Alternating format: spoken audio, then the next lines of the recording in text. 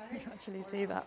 With our next lecturer, Rebecca Bowler, and she will tell us about the first stars and galaxies in the deep survey's perspective. Thank you. So it's very nice to be here today to be able to talk to you about the first stars and galaxies. So this talk is a more observational perspective on how we find these early sources and some of the challenges in finding these early galaxies. So this is, I'm sorry about it's quite hard to see this, but if you can look at the slides afterwards. So it's a poor choice of color on my part. So this talk is about searching for the first stars and galaxies, as I said. The first part is about the techniques. So this is kind of what are the observational signatures of the first galaxies, what photometric surveys do we have that we can use to find these sources, and then how do we find them. And then the second part, I'm going to focus on the results and outlook. And here I'm focusing mostly on the kind of statistical review of these sources. So what samples do we have? Looking a little bit at the luminosity function that we can derive from these sources. And then I have a short outlook on Euclid and simulation comparisons. So the idea is if we match this with Roberto's talk tomorrow, he's going to talk more about the properties of these sources that we have from JWST spectroscopy in particular. Okay, so when I was thinking about writing this talk, the real motivation for me was after all these lectures you've had this week, all these fascinating questions that we're trying to answer about, when did the first stars and black holes form and early chemical enrichment and all these things. How do we actually start to measure these things? How do we actually search within the epoch of reionization for these galaxies and are confident in the samples that we find? And so really this talk is about kind of meeting this theoretical perspective with these observations of high redshift galaxies. And I'm sure all of you are familiar with these amazing discoveries that were made with Hubble and JWST, where we're able to look at these very early galaxies. This figure is old now. It's the furthest galaxy Hubble has ever seen at redshift 11.1. And now, as I'm sure you know, we have JWST spectroscopically confirming galaxies at redshift 14. And also, really remarkably, we have ALMA, so this is a submillimeter telescope, also able to spectroscopically confirm the same galaxies at 14. So really, it's been an amazing advance in the last decade or so. I thought I would just put this here for reference, just to kind of remind you of the age of the universe that we're considering when we're looking at these galaxies. So kind of the observational frontier is now only 300 million years after the Big Bang with redshift 14. But also I want to make the point here that we don't have that much time at this epoch, right? That's why it's interesting. So things like the formation of dust, different generations of stars, these high redshifts are really important because we're squeezing the time available we have in the universe to form these things. And that makes the astrophysics different. It makes it interesting.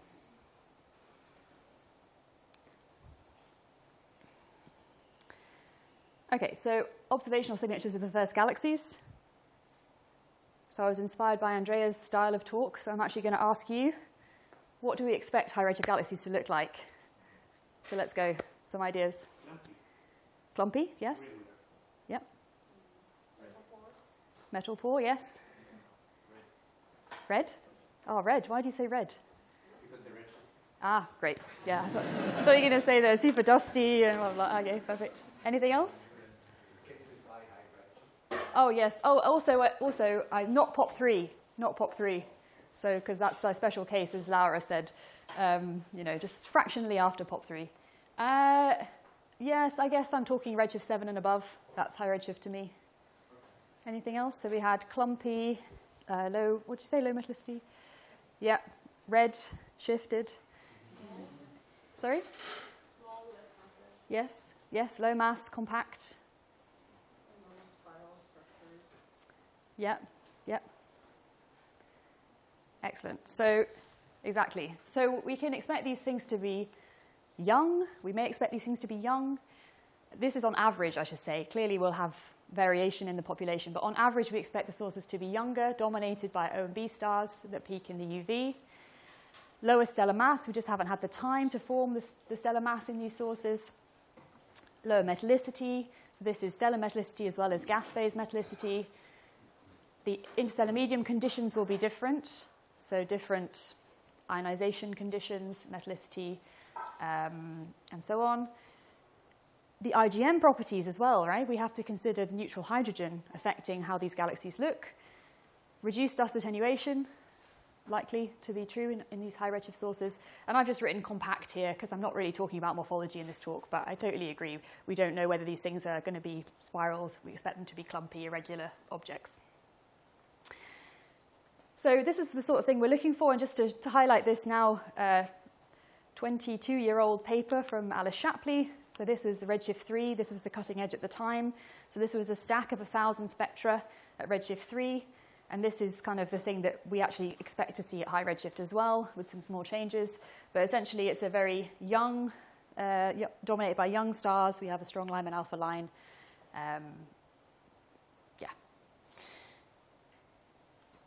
Okay, so if we consider the full electromagnetic spectrum, so this is a kind of a model of a star-forming galaxy that we might expect. So this is building on from Dennis' talk yesterday about Sigal. So, we can predict what something might look like, a star-forming galaxy might look like in wavelength space, emission from stars, ionized gas, dust, and so on. But at high redshift, we only have access in general to quite a small part of this spectrum, right? So what we're looking at is the restro ultraviolet emission redshifted into our Hubble and JWST bands. So we're really quite limited to the stellar emission and also from the ionized gas as well. That's not quite true. We actually have really nice samples of ALMA follow-up in the high redshift universe, where we can detect the interstellar medium and the dust as well, all the way up to redshift 14.2, which is really amazing. But really, we need to look at these parts of the spectrum and try and determine what these sources are like.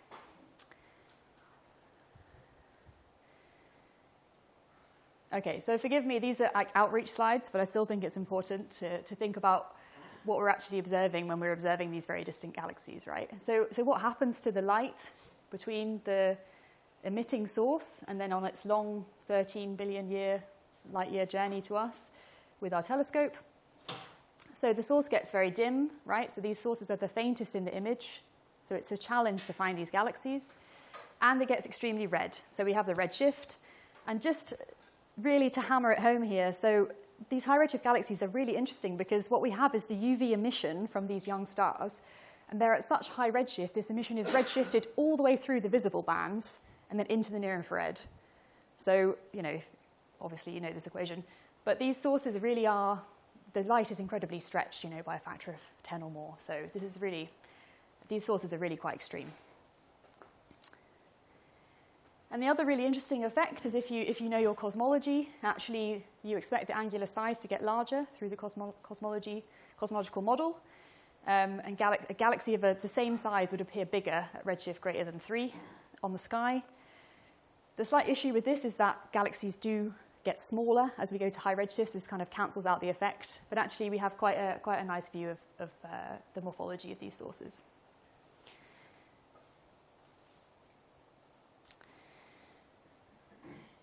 Okay, so I just wanted to spend a couple of slides talking about the Lyman break, because I think there is generally some confusion about the Lyman break. Also, the Lyman break, the term is used by different people to mean slightly different things. And so for this audience, I just wanted to be super clear. Right.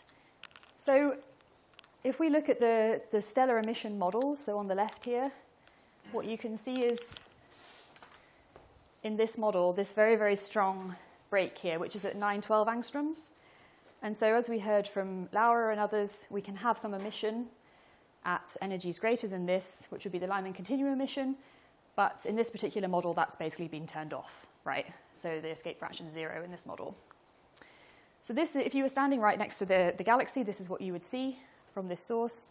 And this very, very strong break is due to the stellar atmosphere absorption and also any neutral gas around the galaxy in the interstellar medium. So this Lyman limit was used in the selection of the very earliest samples of Lyman break galaxies by Steidel and Hamilton, this figure here, and also this other paper on the bottom. So this figure is not entirely easy to see, but what this line here is showing is a model spectrum of a galaxy at redshift 3.4, and it's how it's observed in these three filters, so U, G, and R.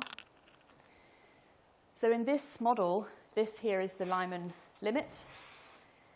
So they're actually using the Lyman limit as the feature to select this source, right? So they're looking at a difference between the U and G and saying that this source will be brighter in G and not in U. So these early papers use the Lyman limit as their Lyman break. When we're considering galaxies within the epoch of reionization, however, we have to consider the neutral gas that becomes more and more prevalent at these redshifts. And this causes the Lyman alpha forest and also the Gunn-Peterson trough, which essentially removes the flux here.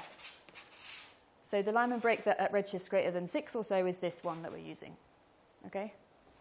The Lyman alpha break, some people call it. So this video shows you how this break is formed, and I find it quite useful to consider exactly how this is happening. So what's happening here is this is a quasar spectrum, which looks very similar to a galaxy spectrum at these high redshifts.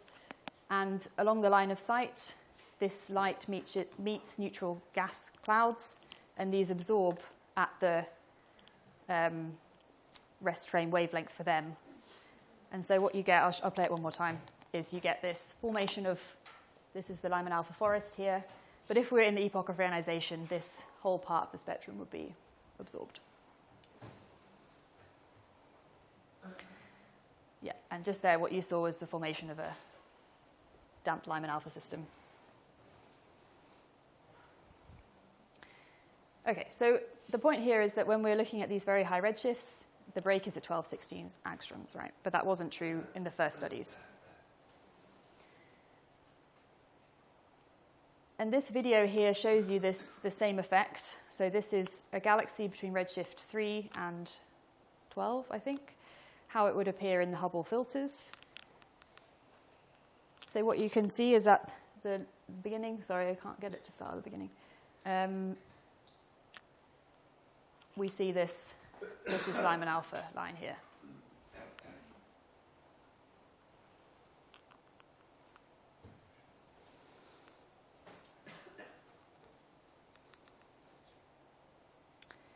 Okay, so let's talk about photometric surveys, so the power of JWST to Euclid. So already early on in JWST's lifetime, we had these amazing images, and I'm sure you've seen many of these beautiful images from JWST. So what we're using here is photometric filters to understand the universe, to make very deep surveys and select galaxies from them.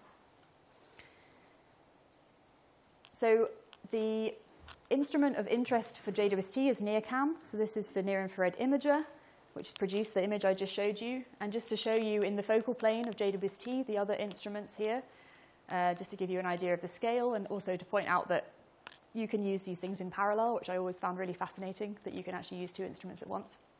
They look at slightly different parts of the sky.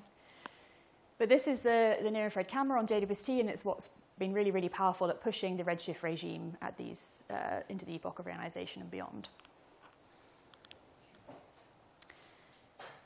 So I'm sure you all know the key strengths of JWST. Yeah, go on. So maybe a stupid question, but with James Webb, you can take pictures and spectra at the same time with different cameras, but are they fixed in a way that you can only look at objects at a specific angle and separated, or can you move them slightly? No, they're fixed. They're fixed in the focal plane. Yeah. So if you say you're observing with, I don't know, what's a good example? Yeah, often MIRI and NIRCam are done in parallel because they can both do imaging. So you're fixed, and then you often wait half a year. Yeah. Is it 6 months until it's upside down?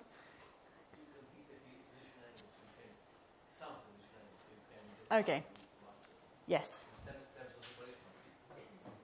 Yes, no, exactly. So you can slightly change the orientation angle, although you're quite limited with JWST because you always have to have the sun shield pointing towards the sun. So often you have to wait quite a few months before you can get it exactly where you want. But yeah, the position of the cameras is fixed within the focal plane. Just wanted to observe two different things. You just need to be lucky that there is specific angular separation about the sky. Yeah, so I mean, usually this is done just for surveys. So I'll show you some survey maps later, but you could make a survey which is like NIRCam and MIRI by stepping one way and then waiting until they're flipped and then stepping the other way. But yeah, you'd have to be very lucky for two objects to be in there. Yeah, that's a good point. So just going back to this video, sorry, I forgot to say. Again, clearly it's fairly obvious to you guys, but we're using this Lyman break to find galaxies at high redshift by essentially finding the position at which the object drops out, right? This is the Lyman break technique.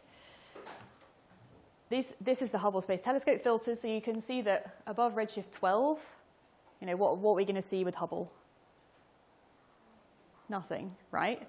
So however hard you stare with Hubble, you're never going to see anything if the galaxy is above redshift 12.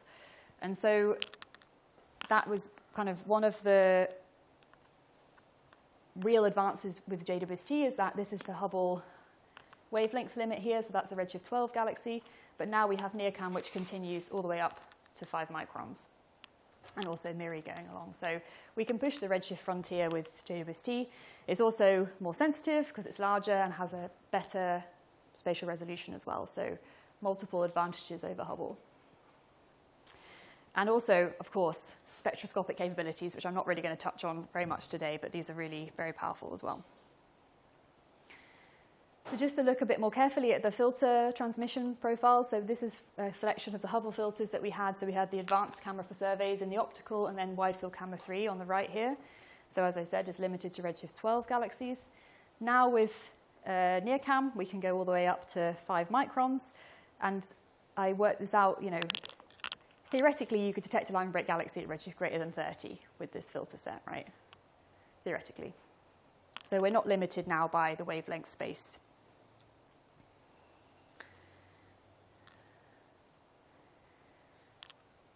So this is an example of some of the deep fields that have been imaged with JWST.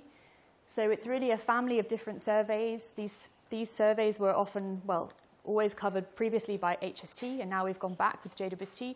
So we can combine the optical and the near infrared together. But my main point I wanted to show you from this is that, the public don't see this sort of image, right? They see the beautiful S-Max cluster, right? But when you actually look at this data, you have to deal with the fact that the camera has a certain shape on the sky. And really, these things are quite messy to deal with, and you have to be very careful about your depth map and things like that. So this is from Whitler 25 from the JADES survey. So this is NearCam imaging, but you can see that the depth varies across the field between 28 and 31st magnitude. You also have these gaps, the detector gaps as well, right? And it's not a pretty picture, essentially. So when we're trying to find these high redshift galaxies, we have to take into account the depth variation in these fields. It's really important. So I also just wanted to mention the power of strong gravitational lensing as well in finding very high redshift sources. So it's possible to use a foreground cluster. So this is Abel 2744 to magnify distant galaxies. And so on the purple line here is the critical curve for redshift 10. And all of these different kind of colored numbered things, these are multiple imaged sources. So that the team used the multiple images to determine the mass map, the magnification map of these sources. And from that, you can kind of predict where you'd expect to see high redshift sources. And this enables you to find the very faintest galaxies in the universe.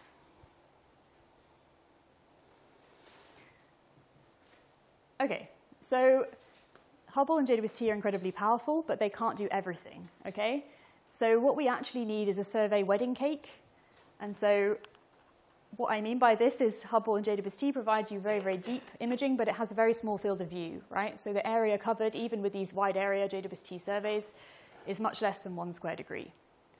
So this means that we can't find the rarest sources at high redshift in JWST. The probability of finding them is very small.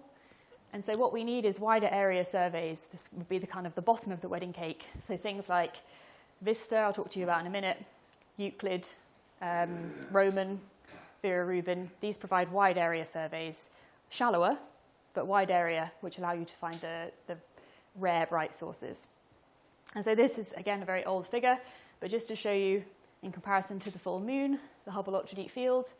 So now JADES sort of is this kind of size. You have some wide area HST, JWST surveys, but really ground-based surveys are just much more powerful at covering these wide areas.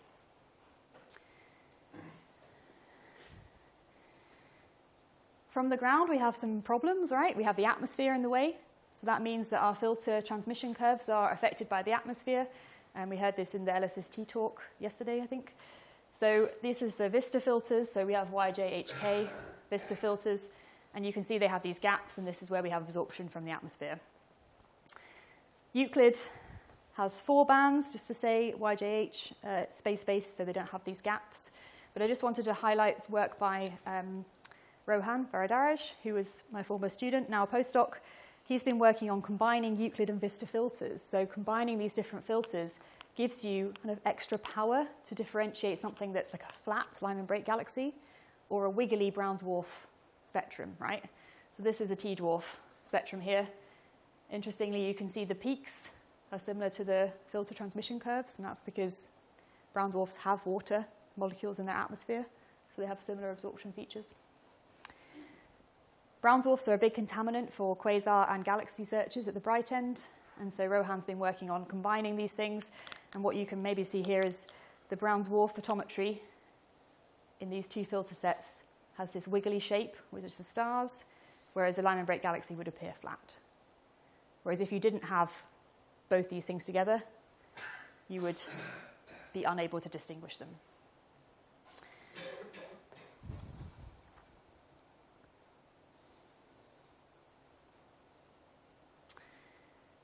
Okay, so then in the final part of this part 1, I'm going to talk about selection techniques. So we have these deep photometric filters from the optical to near infrared. How do we actually identify these high redshift sources? And you heard from Holly at the end of the day on Monday that it's a needle in a haystack problem, right? These images have millions of sources in them, and we're trying to find tens or hundreds of these very high redshift galaxies. So it is really challenging to find these sources and to be confident that you found all of the high redshift sources and you're not contaminated. So just to say that this is mainly focused on Lyman break galaxy selection. So this is things that have a strong Lyman break, and that's what we use to find them. This is the technique that's been the most powerful at producing samples of typical galaxies at high redshift. I'm not going to talk about in detail on narrowband methods. So Laura mentioned this in her talk, or emission line methods. So now with JWST, you can find emission line galaxies directly. Because these things are essentially, I would argue, subsets of the Lyman break galaxy population. There's other ways to find high redshift sources. So gamma ray bursts have actually found some very high redshift sources. But again, these are very extreme events. They're not representative of the whole population. And also, you can select high redshift sources in the far infrared. But there's only one source at redshift 6.5, that's above 6.5, I should say, that's been selected initially in the far infrared. And that's this SPT source here, which is really fascinating. I highly recommend you have a look. There's many papers written about this, but it's absolutely amazing. You can see the full far infrared with all these emission lines at redshift 7. But again, that's not representative. That's super dusty source. Okay, so as I said, we're using these photometric filters to find these high redshift sources. It's more efficient than using spectroscopy for these objects, although GRISM spectroscopy can be quite powerful at finding samples. So how do we actually select them, right? So this is really very simple, okay? But in practice, it's very challenging. So this is an example at redshift 7, right? So we have, in the simplest case, 3 bands. We have the Z band, the Y band, and the J band from your favorite telescope, okay? At this redshift, the break is around 1 micron here. And so what we're looking for is something that has a break between these 2 filters and is flat between these other 2 filters, right? So super simple. What this means in reality is people plot these color-color diagrams. So this is AB magnitudes. So what we're saying is the source must be red across these bands. So it has a big magnitude, Z minus Y, so it's up here. But it's quite flat in Y minus J, right? So that's why 0 or slightly blue here. So people draw this box on this diagram. Often you kind of cut the corner off, and that's because low redshift sources and also brown dwarfs can look like, and that's where they look like in this space. So you cut the corner off to try and help you remove them. And this is your sample of high redshift sources, right? So this is very common all the way back to this Steidel and other papers in early 1990s. Now we can also include other bands. So this has many advantages, right? Like it's very clean. It's easy to simulate your selection function.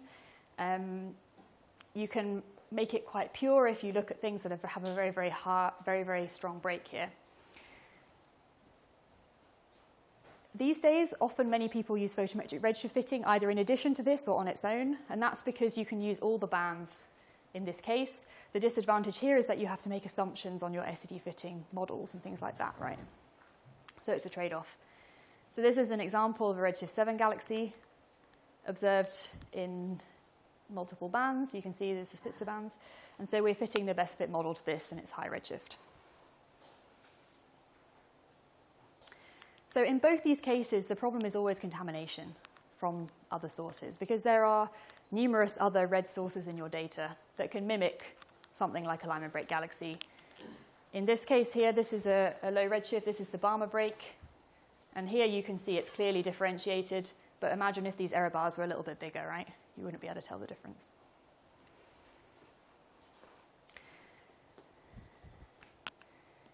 So, Lyman break technique. On paper, incredibly simple. In reality, really a challenge, you know?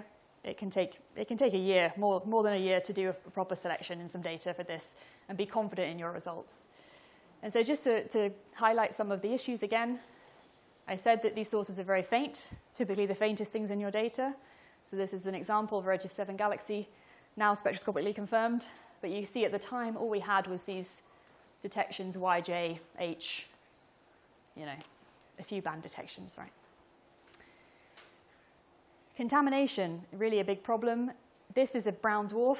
You do have contamination in JWST with brown dwarfs, but it's more of a problem from the ground where we don't have the spatial resolution to distinguish them. And also there's an effect where the number density of brown dwarfs increases, and it actually peaks at like 24th, 25th magnitude, which is exactly where we're looking for these bright high redshift galaxies. So this is a big problem for ground-based searches. And then I just wanted to show you this. So this is a little story from my PhD, the end of my PhD. So during my PhD, I selected this sample of galaxies from VISTA data, right? And near the end, or just as I was starting a postdoc, got Hubble follow-up of these sources. So very exciting, Hubble imaging of these galaxies. You know, I was PI, I was very excited to see my name in the FITS header, if that means anything to anyone. That's a very, very big moment, I have to say. So I even put it in my calendar when it was going to be observed and, you know, excitedly downloaded the data. The first source that I got and reduced, this is what I saw. Can you imagine sweating, the stress? What have I done? I've used all this Hubble time to observe nothing. This is what it looked like in the Y plus J, so really strong detection. So what happened to it? It did a lot of smoothing, tried to find some signal, no signal. What I'd actually discovered was a new artifact in the VISTA data that hadn't, well, it's not a new artifact. It's known in near-infrared imaging, but they didn't know it was in VISTA. It's called crosstalk. It's an electronic readout artifact. And you can tell that it's an electronic artifact because objects that look like this, sort of strange blobby things, only in VISTA, they appear at 128 pixels, regular spacing, above and below the brightest stars, right? So I had to convince my supervisors this was happening. I was like, look, they're in a line. This is not astrophysical. Fortunately, it was only 10% of the sample, but I was just very unlucky. The first one I reduced was this. So there you go, a discovery, but a stressful discovery in my PhD. But the point here is that, you know, we're really pushing the data, so you have to understand the data. And now we have a mask that takes this into account, and this is commonly used in this VISTA data. So we've solved the problem for now, but yeah, this is always the case with very deep imaging. Okay, so that is the end of my first part of the lecture about selection. Does anyone have any questions? I have a small quiz for you, but we'll do questions first. Yeah, go on. You mentioned with the filter set, the maximum possible redshift one could see is 30, but we definitely don't see that yet. But I'm curious, what does the exposure time need to be able to see past redshift 14, as a non-observer? How long does one have to observe JWST to even start seeing at that magnitude? That's a good question. I mean, there are candidate redshift 20 sources in JWST, but they're not confirmed. Yeah, that's a good question. So it's not just the wavelength range, obviously. It needs to be deep enough. I don't know the answer off the top of my head, but I guess my point is just that there's no redshift limitation just from the wavelength range of the instrument yet. But yeah, we should work that out, actually. Yeah. Yes, so as you mentioned, there can be a lot of contamination with the Lyman dropout technique, particularly. So I was wondering, how do you decide that you should go for a spectroscopic follow-up for a particular object? Like, how do you even determine that it is a contamination or not, just purely from photometry? Yeah, that's a good question. So everyone has their kind of different selection criteria, and it's a trade-off, right, between completeness and contamination. So it's not just true of high redshift, it's true of other redshifts too. You can have a very pure sample, but you would only select a small number of sources, right? So the example would be like, say if you required the Lyman break to be 2 magnitudes, you would miss some galaxies, but you would have a kind of pure sample with very little contamination. Or you can be more complete, but then you might get more junk in your sample, etc. But with photo-Zs, often people use the information from the photometric redshift. So this is the chi-squared distribution, but also you saw yesterday you have the P of Z, so the probability distribution. So you can like set limits on that. You know, it has to be 85% between these redshifts and so on. So you should try and make these things reproducible and objective and all this stuff. I have to say that quite a lot of this stuff is subjective, which is not ideal, which is where you have to go and you really have to look at the data and visually inspect things, and with the artifacts and things like that, you just don't know. But yeah, the starting point would be something like that, the P of Z distribution. Yeah. Anything else?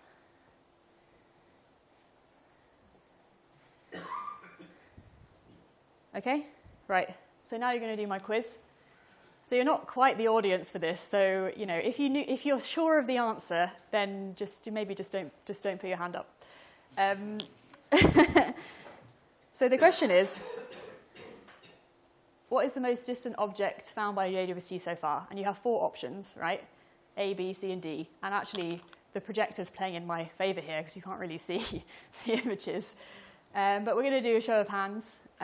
What you think is the most distant galaxy found, or distant object found by JWST so far.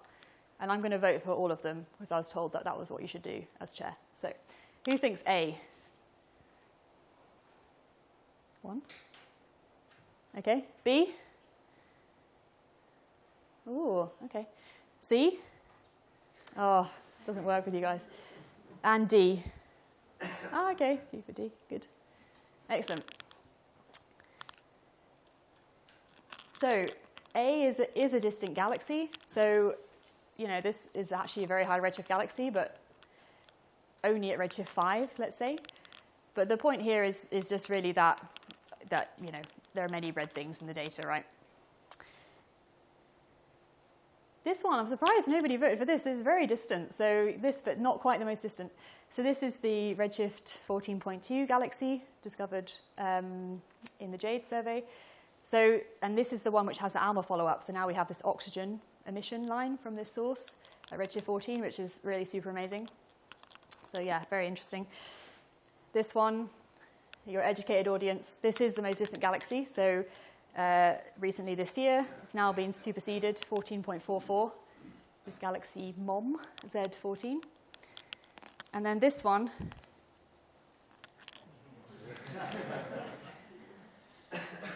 right?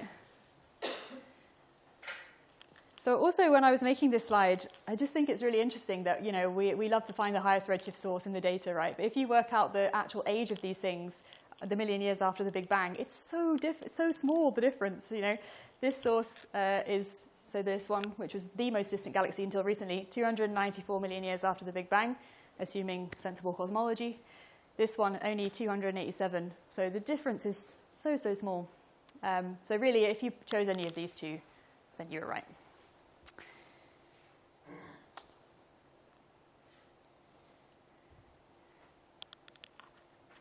Okay, so that's the first part done. So just there's no more questions on selection before I talk about what we found. No? Okay. Right.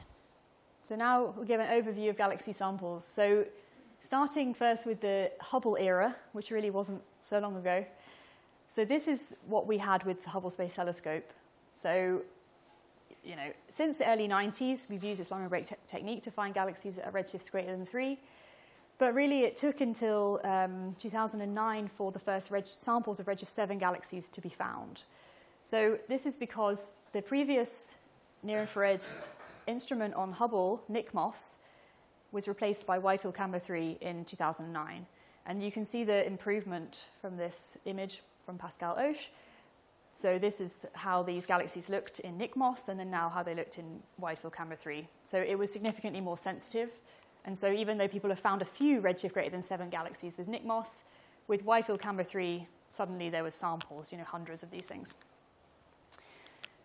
So people found galaxies all the way up to this redshift 11 source. Within Hubble, there was a candidate redshift 12 as well. But really, at the end of kind of all the Hubble surveys and before JWST, this gives you an idea of what we had. So we had these samples, 300, 600 samples at redshift 7 and 8. So for the first time, we can do statistics with these objects. Also, just to point out here, the different surveys contribute to different magnitude ranges, right? As I said, with this wedding cake of surveys. So you can see that, let's see.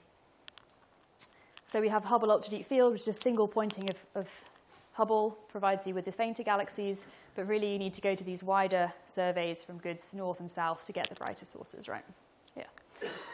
So it's only by combining these together do you get this full population that spans a range in absolute magnitude.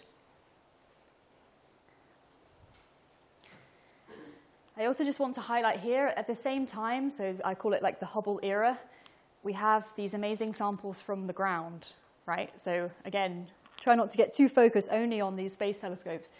The Subaru Hyper-Suprime Cam, and before that, the Suprime Cam surveys are really amazing surveys. And what they did was they had just visible filters, so GRIZY, but they found these samples, huge samples, I think I have the numbers here, so 1.8 million sources at redshift 4, 300, up to 300 at redshift 7 samples, over 300 square degrees on the sky.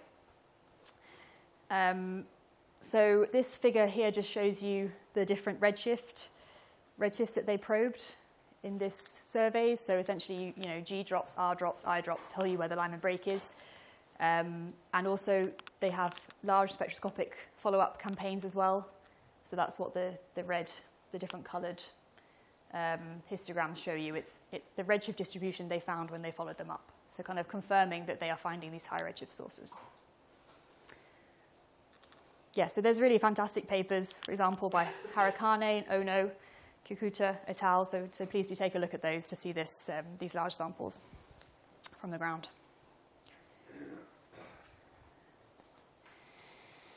Okay, so let's now go to the JWST era, right? So now we have thousands of sources at redshifts greater than 8 with JWST, and samples at redshifts greater than 12. So this has really expanded our understanding of this kind of redshift 8 to 12 regime, and then there's very small samples of things above redshift 12.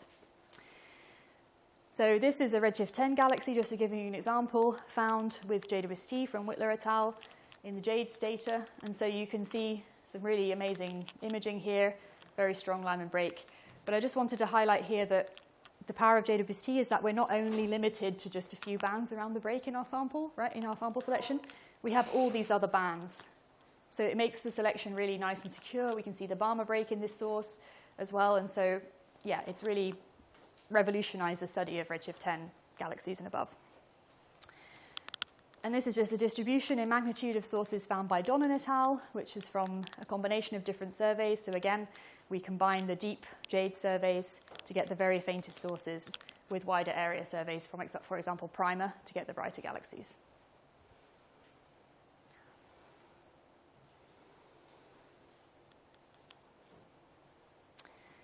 And so I just have a couple of slides just on spectroscopy, just to kind of highlight some of the things Roberto is going to talk to you about, I'm sure.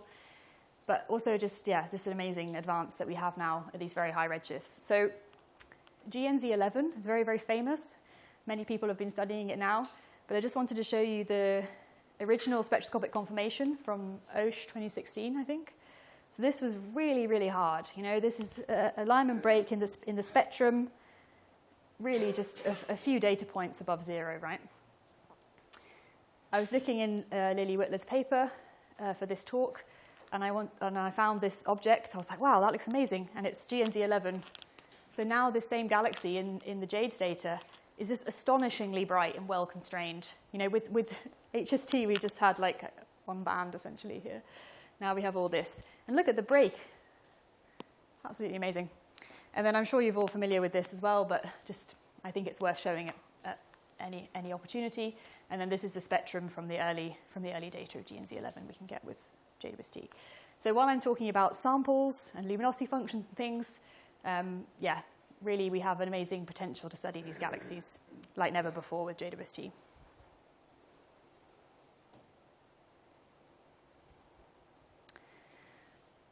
Okay, so now I'm going to talk about the luminosity function.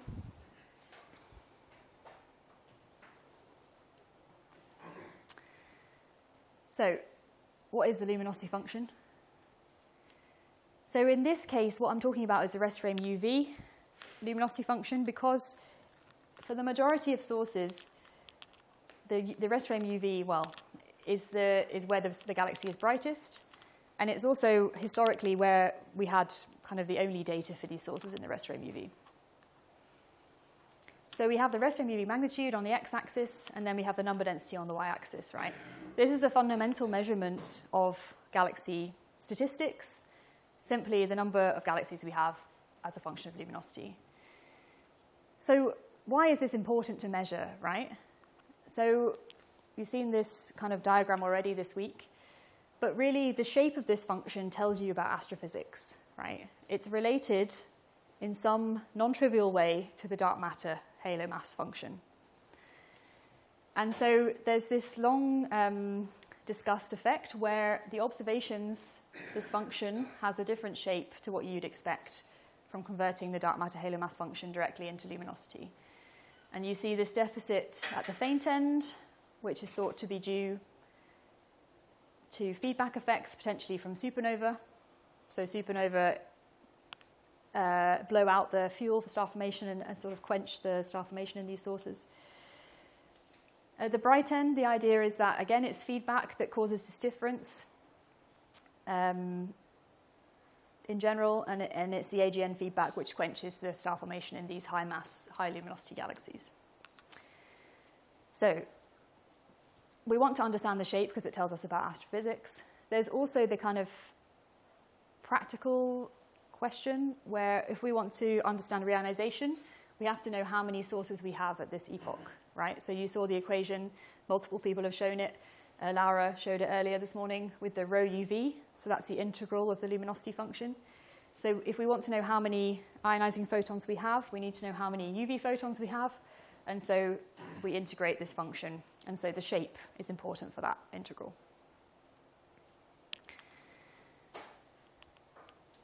I also just wanted to mention here quasars. So I know you're going to hear more about quasars and supermassive black holes later in the week. But you know, when we talk about the UV luminosity function, we're not only limited to galaxies. In principle, we could have any source that's bright in the UV at these redshifts, right? And so historically, the galaxy folk have been looking in these very deep, narrow surveys for their very faint star-forming galaxies. And the quasar groups have been looking in very, very wide area for their high redshift quasars. And so these kind of historically, these communities have been quite separate. But I just wanted to say that it's really interesting at the moment with Euclid and other, like the shell Q sample and so on. These communities are starting to now have to talk to each other more because we're finding very bright galaxies, but also people are finding very faint quasars and also things like little red dots and that sort of thing, which are a mixture of these two things. So if we want to understand the full population, we can't stay separate. We have to talk to each other.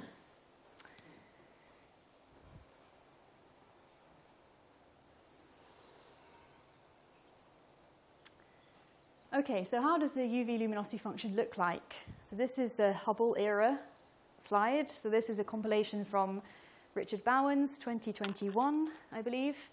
But there are other similar compilations from other groups.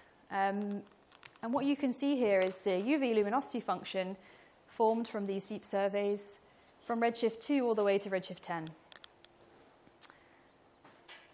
You can see a few things, like firstly, there are many more faint galaxies than bright galaxies, right? There's also a rapid decline at the bright end, which I'll talk a lot more about in a second. And you can see this evolution in the number density. And this is tracking the evolution in the cosmic star formation rate density as well. So the lines on here, these are Schechter function fits. This is a very common fit to mass functions, luminosity functions at all redshifts. And the functional form is shown here. So we have a few parameters we can play with. We can play with the L star, which is the knee of the function, so essentially where it starts to turn over. Phi star is the normalization. And then we have this parameter alpha, which is the faint end slope of the function here. And I was looking for kind of the reasons why we fit this function, what's the physical motivation, and it connects back to the talks you had on Monday. So actually this Schechter function was proposed by Schechter in this nice paper in '76. And essentially it's just a nice fit to the data, but it's motivated by the Press-Schechter formalism that you heard about on Monday, which was just a few years before. So the distribution of dark matter, essentially. Okay.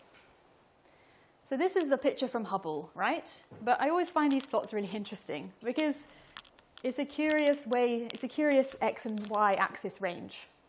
I don't know if you agree with me here. But, well, I don't know. If you were giving feedback on a master's student report or something, you'd be like, well, there's some space here, and then why have you cut the data off here? Right? So I'm interested in this part of the diagram, and really, you can't see what's going on in the bright end in this plot. So this is a really ancient plot. I'm sorry, it's from 2014, but it illustrates what I'm going to talk to you about, the bright end, what we know about the bright end, and really what happened back a decade ago now in changing our view of what happens in the luminosity function for these bright galaxies. So Hubble, because of its small field of view, just cannot detect galaxies that are brighter than minus 22.5 or so, because they're too rare on the sky, right? This is like a double exponential decline here. So the number drops like an absolute stone. You just can't find these bright sources in this data. So what we did, many other groups as well, in the past decade or so, is to use this ground-based data to fill in this gap, right? Hubble can't give you wide areas, but Vista, Subaru can give you these wide areas to shallower depths, right? So this is, I don't know if you can see, but this is what Vista sees. So this is a near-infrared camera on the Vista telescope, and it's got these 4x4 detectors like this, and essentially, just to show you comparison to the moon, what it can get in one shot. It's super wide area, right, compared to what Hubble can get in one shot. So what we did was we wanted to extend the luminosity function to the bright end. And back in 2014, this is how it looked, right? So you can see there was some Hubble studies from Bowens, McClure, and then Castellano and Ucci. What they did was they really tried to get wider areas with ground-based surveys, and they did manage to push slightly to brighter magnitudes here. And then there was this one point from CAPAC way out here as well, which is this very luminous galaxy candidate that they found. But this is what we could do with Vista, right? So we can really fill this space in. So this is with 2 square degrees of data from Vista combined with optical data from Subaru. And we were able to measure the number density for the first time of these bright redshift 7 galaxies. So this was super interesting. So we found way more than we were expecting. So this is my PhD project, and I started basically thinking I might be able to find maybe 1 galaxy in this data at redshift 7. But fortunately, it was a bit more interesting than that, and I found a sample of 30, right? So that was super exciting. And I should say that the majority of these are spectroscopically confirmed now as well, at redshift 7. So instead of the Schechter function prediction, which is here, where we have this exponential cutoff, what we did was we fit with a double power law, super simple. Now we have another parameter, beta, which tells you the slope of the bright end here. And this is often what, this is what the quasar luminosity function fits are. They're always double power law fits. So we were able to fit this function nicely with a double power law and use this as a kind of argument that perhaps there was less quenching going on at redshift 7 or so. But this is an argument that's continued to today why we have this different functional form at redshift 7. And just to show you an updated version of redshift 7, so this is from Rohan's paper, which came out last week. So this is using UltraVista and combining it with Euclid. And you can see that, so this is now 11 years later, the improvements we have on the redshift 7 luminosity function. So there are more samples at the bright end now, although still small numbers with these large errors. But we know really quite well the knee of this function now compared to before.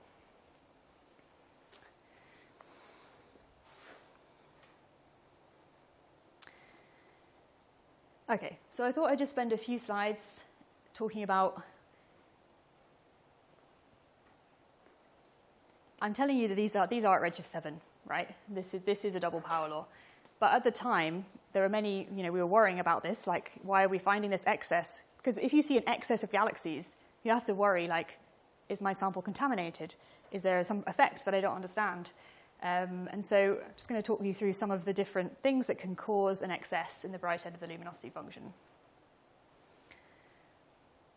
So the first thing is gravitational lensing, right? So if you look in a strong lensing field, so you have a foreground galaxy cluster, it magnifies the sources from behind, right? And so this is a redshift 7 example from Bradley, 2013. But they looked in a cluster lensing field and they found an excess of bright galaxies. And that's because of the lensing effect of the foreground cluster, right? So we spent quite a lot of time looking in the fields and trying to work out if there was the same effect happening in our data. And we found no, there's no big clusters. There's not such an extreme effect in the cosmos field at these redshifts. But what we did find was that there's this like moderate gravitational lensing of sources. So actually, whenever I see like a pair of galaxies these days, it's quite common, it just makes me think, I wonder what the magnification is for this high redshift source. So what you get is magnification, right, from the mass from any foreground source along the line of sight. It can be a cluster, it can be a galaxy.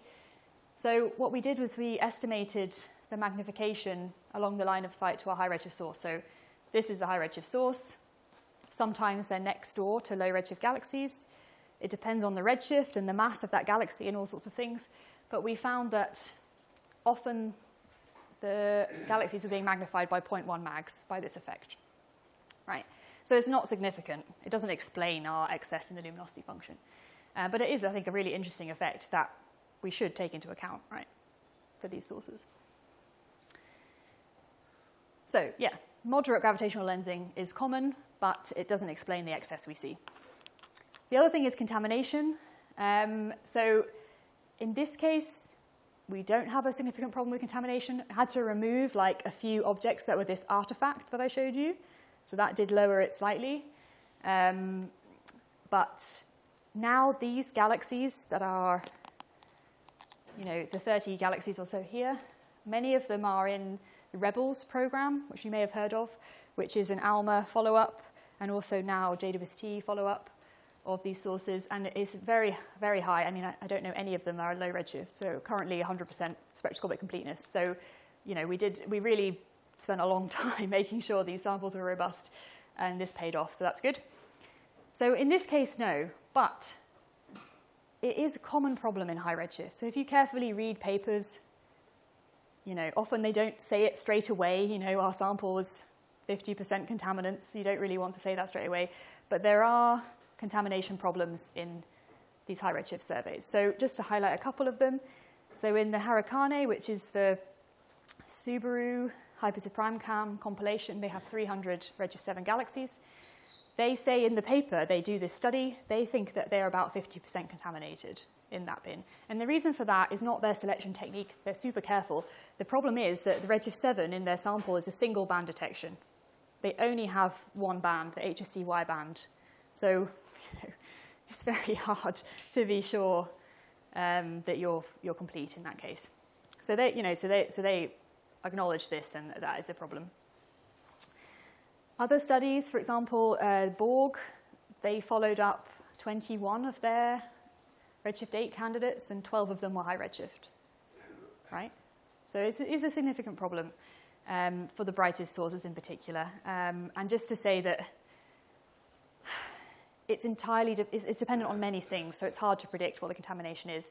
Obviously, it's less of a problem for very, very bright sources in, say, HST data or JWST data. But things like bright sources in wide area data, where often brown dwarf contaminants outnumber them, low redshift galaxies outnumber them, and you don't have so many band detections, it can be a problem. Yeah, and also just to say that we had a look in, so Rohan's first paper was looking for very bright redshift 7 galaxies, and he found this very, very bright source. I can probably show you. It is this bin here. So it's one source, so you can see the error bar goes to 0, plus or minus 1. When we got Euclid data, which is from a different epoch, a different time, to the Vista data, he blinked the 2 and it moved. So probably not a redshift 7, that source. So we think that's a brown dwarf, that source, which is, that's how it is.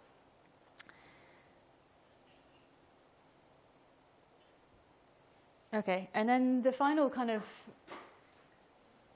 option that we considered when we were trying to understand this excess is could it be caused by quasars? So I put contamination in quotes here. So this is contamination of our redshift 7 galaxy samples by redshift 7 quasars. So it's not really contamination, like they're both at high redshift. But if we want to look at the galaxy luminosity function and the shape of that, we don't want to have it confused with quasars, right? It's a different population of sources. So essentially what we're doing is we're looking at this bright end here, and this is where we can start to see the faint end of the quasar luminosity function. And then back in 2014, this is slightly improved now, there was one redshift 7 quasar known. So what we did was we extrapolated the redshift 5 and 6 luminosity functions to redshift 7, assuming the same decline. And what we found is that the expected number of redshift 7 quasars was much below the number that we found of these galaxies. So we don't think that, it's not obvious that this is the cause of this excess. And actually, that's also been played out by spectroscopic follow-up. Like, we don't see any AGN signatures in these sources, in Rebels, IFU. So these sources are not typical quasars. Like, they're not super bright quasars. They could have a hidden black hole in there, sure, but they are galaxies. So redshift 7 quasar contamination, I should say, is not an issue, but if you have a look at these papers from Nathan Adams, who's another student of mine, at redshift 3 to 5, this is an issue. There's a quasar luminosity function. You can see it's declining, so it's higher. And so when you want to study the luminosity function shape at redshift 3 to 5, you have to really think about these quasars carefully.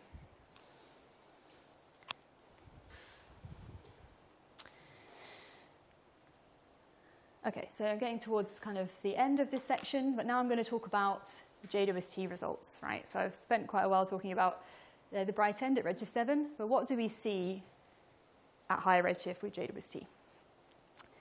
So I'm sure you're aware that one of the most exciting things that came out of the early data was we found more luminous galaxies in JWST at high redshift than we were expecting. And this is a nice plot, very early plot from JWST from NIDU 2022, which showed this effect. So they found some high redshift galaxy candidates here. So this is a luminosity function, so they're bright, minus 21 or so. And the prediction from the Schechter function and some various models here were, over an order of magnitude lower than the number density that they inferred from this first data. The double power law fit does okay, but it's, in general, this consensus was that something like this was what we were expecting, so it was much lower than what we observed. Now, you can do this all the way, luminosity functions all the way to redshift 14, as I'll show you in a second. And there really is a serious problem here. So this is again from Whitler et al., a nice compilation showing some redshift 14 luminosity function points. So first of all, super cool, we can measure the luminosity function to redshift 14 now, which is absolutely amazing. Just a few years ago, redshift 10 was the limit. But secondly, there's really a big difference here between what the models are predicting. They just decline much more rapidly than the observations appear to. So this is a really kind of current issue that we're trying to solve. And I'll talk more about the reasons for this in a minute, but potentially a different mass to light ratio could explain this effect.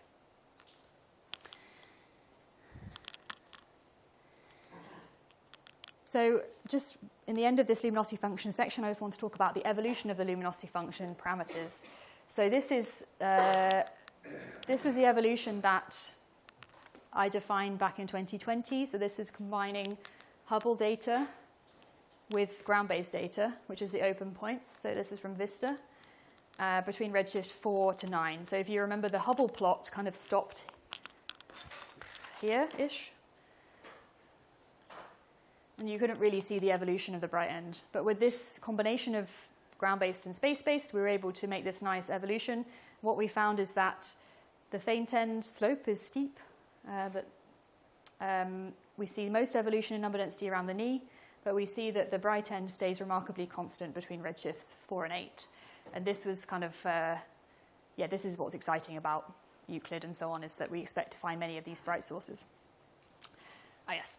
So what are these first JWSTs? That's what I would have predicted, right, from this evolution model, from the previous data. What has JWST found?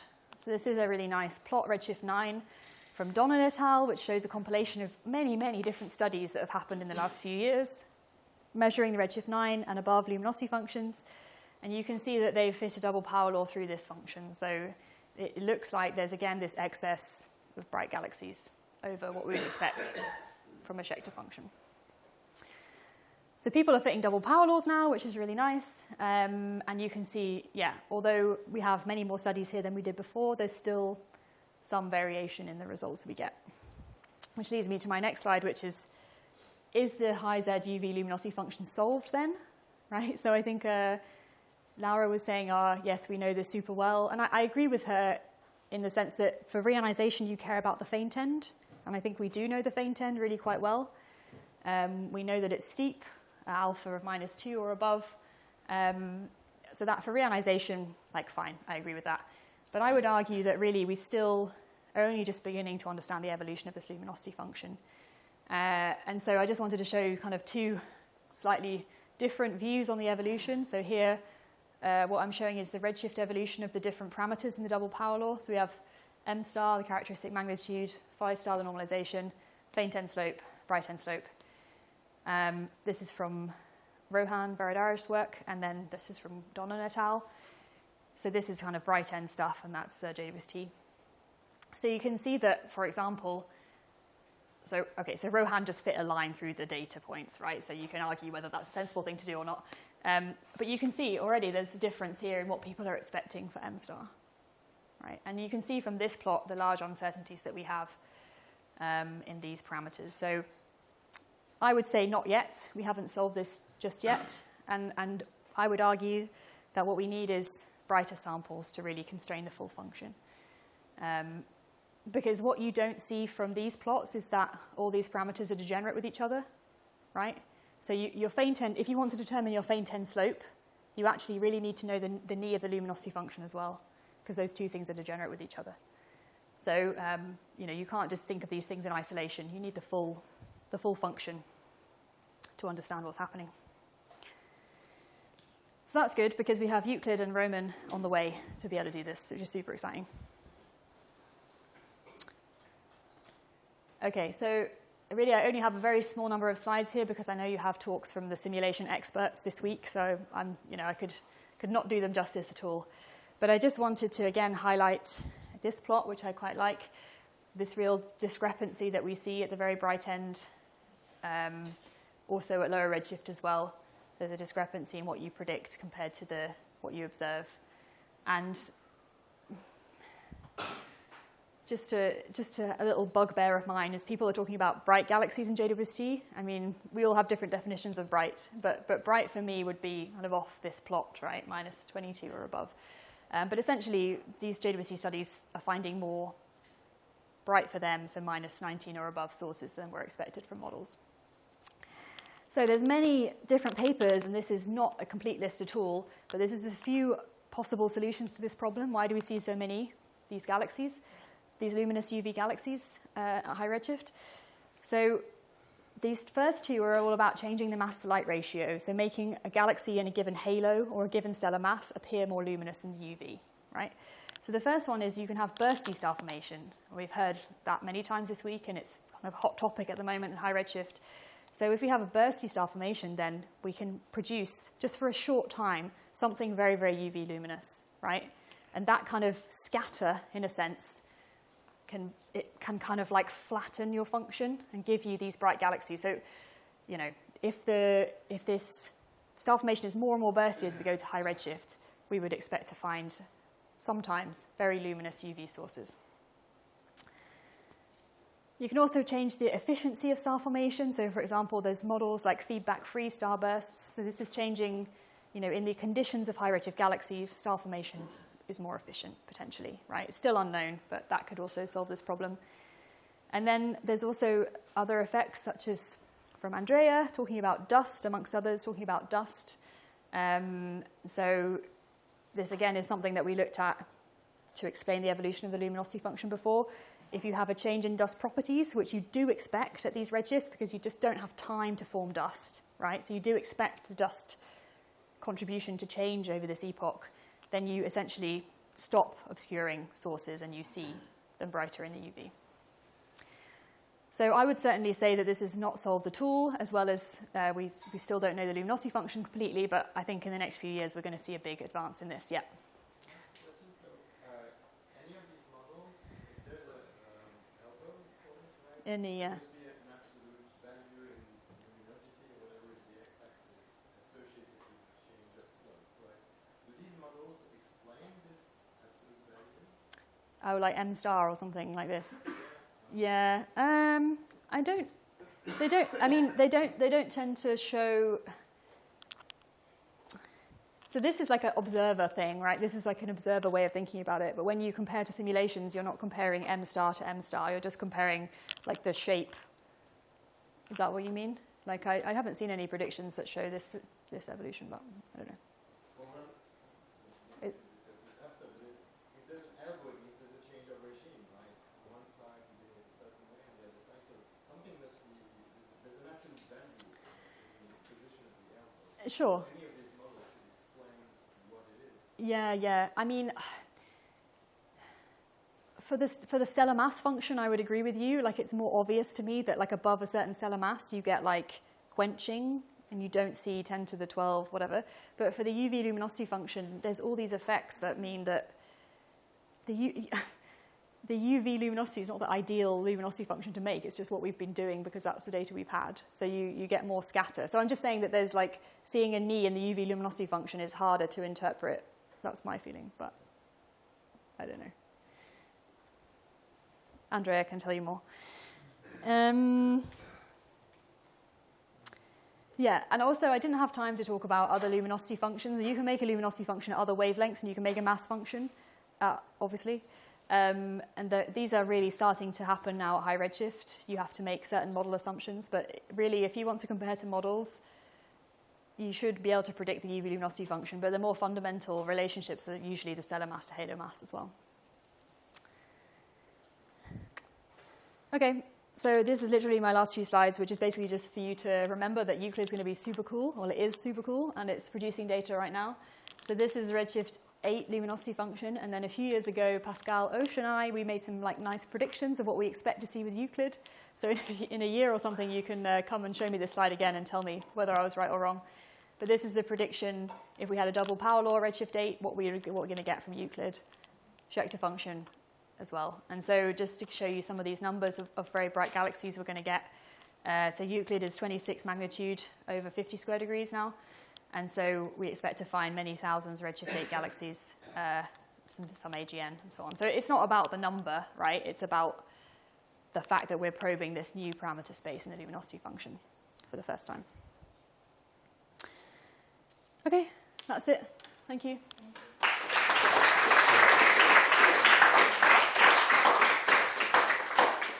Questions for Rebecca? I'm curious about the double power law tip.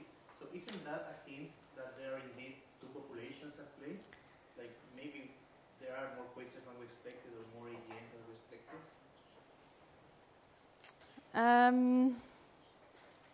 What do you mean? Because, I mean... I'm just thinking a double power law might be happening because there are just two distributions that are being added up. That's why you end with that shape. Yes. Yeah, but we think they're the same population. I mean, we've shown that they're star-forming galaxies. They're not AGN or quasars. So I guess I'm arguing that the shape of the galaxy luminosity function is the double power law, and it's not due to any of these other effects. But is that your question or no? Yeah. Okay. Okay. Yes, please.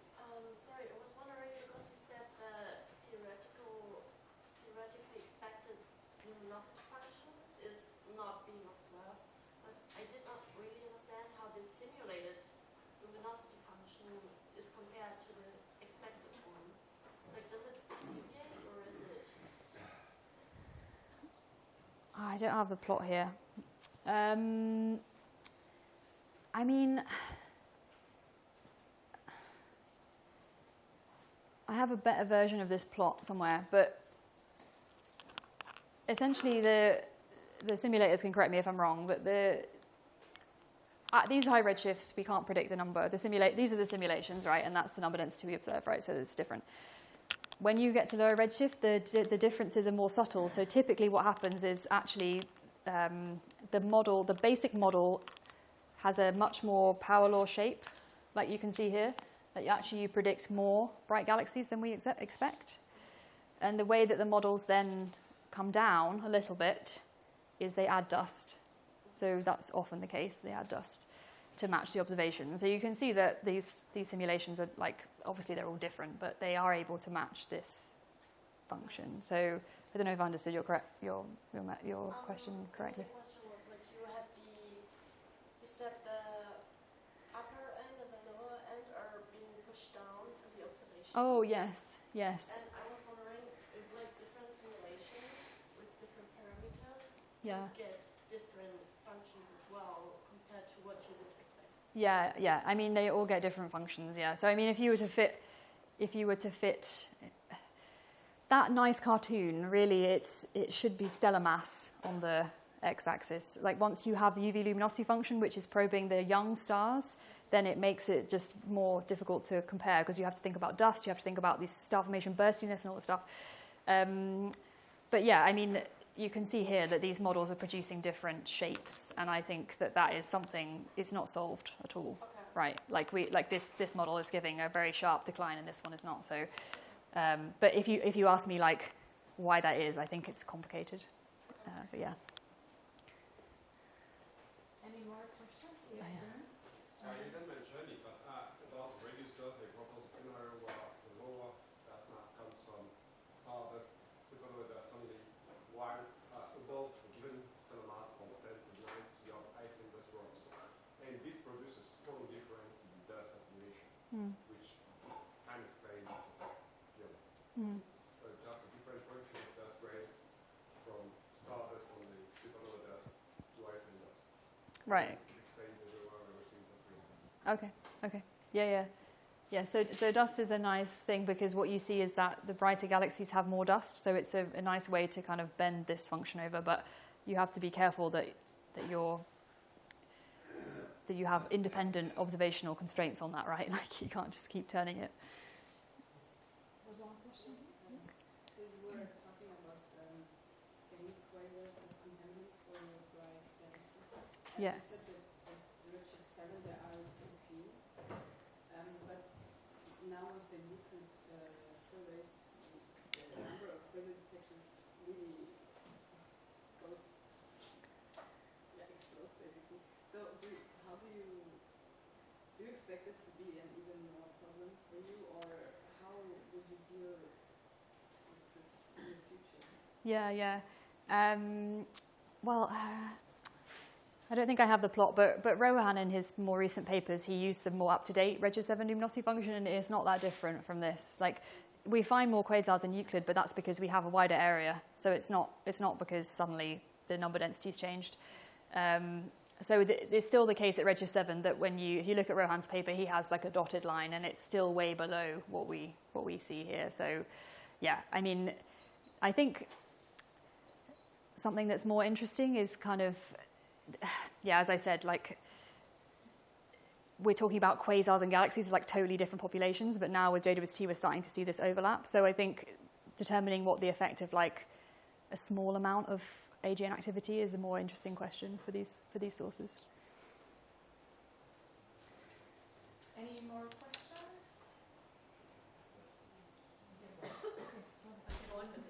You have been focusing on the bright end. Yeah. I wonder if you think that you have enough information to really, let's say, exclude the fact that there is a turnover in the weak side of the luminosity function, at least a moderate redshift like 7, 8. Yes. Is there something new? Something new from James Webb that you've seen, not seen before? Yes. So I was just in Paris with doing the PhD by Irena. I can't say the surname, and she worked on the faint end of high redshift, and they don't see a turnover in that. They use the lensing clusters. They don't see a turnover in that. So that's the limit of my knowledge, I would say. But I understand it's still a bit controversial, and you have to do this lensing stuff, which is really quite complicated. So it's challenging. But from what I remember, there was no turnover. But if someone else knows more, then just let me know. Yeah. Anything else? Any comments, questions? Well, if not, then let's thank Rebecca for her very nice talk.